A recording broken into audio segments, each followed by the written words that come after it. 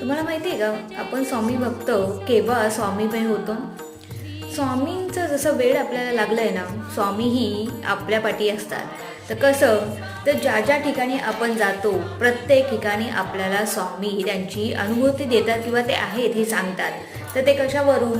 बघा, तुम्ही कधी ऑब्झर्व केलं असेल तर मोबाईलच्या स्क्रीनवर श्री स्वामी समर्थ लिहिलेलं असतं, गाडीच्या पाठी लिहिलेलं असतं.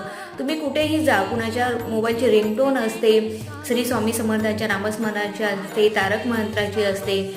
आणि ज्या ज्या ठिकाणी आपल्याला मंदिर भेटतात त्या त्या ठिकाणी जर आपण हात जोडले गेले तर आपल्या तोंडातून एकच येतं, श्री स्वामी समर्थ.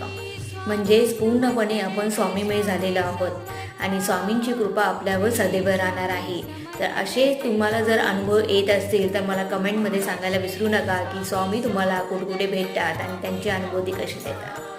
श्री स्वामी समर्थ.